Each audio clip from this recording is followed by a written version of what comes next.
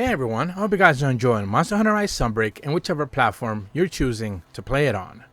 And today we're going to be checking out the fact that pretty much the developers are already starting to tease information regarding the bonus / sixth free title update, as more information is ready to drop pretty much in the upcoming weeks. And this is getting a lot of people excited since we now basically have direct confirmation that this will be the last update that we're going to get for the game on both Nintendo Switch and Steam. But of course, PlayStation, Xbox, and Windows players will be able to get their hands on this update not too far off the line as well. I made a separate video discussing when they'll be able to get their hands on that, so link in the description below if you haven't necessarily been able to check that out. Now at the same time, this video is probably going to be going after I've already discussed all of the leaks regarding the 5th and upcoming 6th free title update, so I don't want to talk leaks in this video whatsoever. Link in the description below if you didn't necessarily check out all the leaks videos that I made.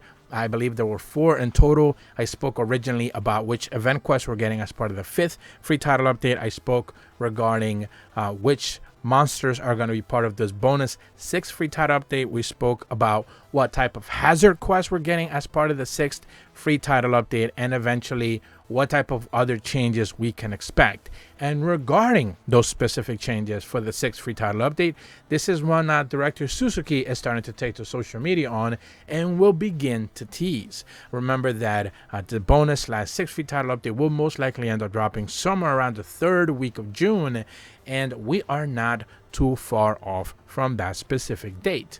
In their official social media post, they posted this both in the North American one but in the Japanese one as well. They simply say that, hey everyone, starting next week we will share some details about the bonus update. Please stay tuned. Today's image features the new decorations, the Inspiration Jewel. Suzuki of director Monster Hunter Rise Sunbreak. Now the Japanese post is pretty much the same thing, so we're going to ignore that one and we can transition directly over to the image that they went ahead and attached. Now here what we're looking at is the item box. So essentially when you're checking out your box, you're getting ready to set up your armors, whatever you're setting up your decos, setting up your materials are going to bring with you, whatever the case may be. One of the things that a lot of people instantly made a notice of is that the hunter behind the words, kind of like, you know, translucent, transparent type of overlay that they have here, is that the hunter is wearing Malzeno armor, and they thought maybe this is the new Malzeno armor, but that is not the case. This looks like traditional Malzeno armor. We know that the new Malzeno armor will have its very own unique skill, like every other new monster armor that they have introduced. Since this new Malzeno will be a variant, if you checked out the leaks, you already know exactly what I'm talking about. So I don't necessarily think this is new Malzeno armor. This is just the original typical master rank Malzeno armor that we already have available in the game. However, they do showcase that there is a brand new decoration that is slotted specifically here in this Malzeno Mel, the chest piece, called Inspiration Level 1. This is a brand new skill that's being introduced, and it says that adds an extra attack increase bonus for a short while when activating effects that affect friends within a certain target area, like melodies and etc. So a lot of people have taken this to mean that this is going to be some type of like widespread type of proper like usage type skill. You know, you gain some extra attack whenever you use like widespread. Essentially whenever you heal yourself, it heals everyone around you type of a thing. Of course, the higher the widespread levels are, the more chances and the more effect that it carries over. I believe you can actually max it out to like 100% if you use a health pod. Everyone around you gets a full health pod at the same time, especially if you're doing those like anomaly investigation risen elder dragons. Man, anyone who has widespread in that setup is usually very helpful for everyone, because chances are whenever they heal, you're healing and they're healing you at the same time as well, so you get like double heals. So it becomes extremely helpful for that. So inspiration is going to be one of those skills, a one slotted skill, so it's just going to take one deco slot, which is, you know, pretty good. And it's just going to give you an extra little bit of attack whenever you are using or activating one of the effects that, you know, whether it is a heal, whether it is a buff, maybe things like attack or defense powders. Whenever you choose to activate them, you also get that stack of attack bonus there as well. So it's going to be one of those that is going to be slightly beneficial to you as a hunter, a little bit of a quality of life improvement type of a thing, a really, easy passive skill that you can slide in for one deco slot, and it's not really going to change much of anything, but it will be helpful down the line. And this is what we saw a lot with like the clipping deco that they added last time around, right? You're not necessarily getting clipped anymore, you're not clipping anyone around you, and at the same time it just becomes extremely helpful to not be too concerned with what other hunters are doing.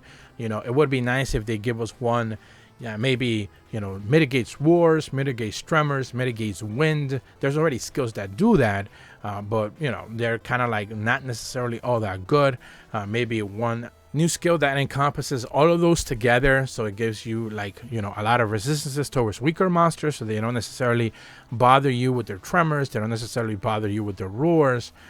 These wind ones, maybe a resistance to statuses or anything along those lines. Any one of those skills that are a little bit of a passive, a little bit of a better thing, because at the end of the day we know that end game revolves more around avoiding getting comboed or avoiding that ultimate attack from monsters. If you're already capped out at defense, regardless of what type of armor you're wearing, presumably master rank 7-star and up or somewhere along those lines from those type of monsters, and purple and up type of a thing, and your armor says already maxed out at defense, chances are the only things that are going to kill you in an anomaly investigation quest are going to be combo attacks from monsters or those ultimate attacks that monsters do. Chances are not a lot of other things are going to kill you. So statuses, KO, para, poison, those things are not going to kill you. It's the hit that is going to hit, take your health down more than enough for you to be able to get killed. So maybe mitigating those a little bit for a lot of other players who are struggling with those would go a long way. And we've seen that with like fights like Risen Shagaru, for example, which I have a video coming up in the next few days where I'm going to be talking about how Risen Shagaru Magala is one of those fights that is really giving a lot of people trouble, to the point that I'm seeing a lot of posts in the subreddit as people complaining how just that monster just seems to be a little bit of a challenge, and they're not necessarily too sure how to deal with it. And especially when you start to fight the powered up hazard version of it at 271 plus and anomaly investigation, this thing just becomes a real pain in the behind. So people are not necessarily too sure how to deal with these Risen Elders still. A lot of people do, but not everyone does, and you see a lot of people carding as the result of that. And you don't want to be carding an anomaly investigation quest, since it does clip away at your gained experience. So that's pretty much all the information that we have regarding, at the very least, Capcom's teaser for the 6th free title update / bonus update. But of course, if you watch my latest leaks video, you already know exactly what's coming down our path regarding the content drop that we should be seeing at the end of June. But if you're brand new to my channel, be sure to leave a like and subscribe, hit the bell to receive notifications when the videos go up, and as always, thank you so much for watching. See ya.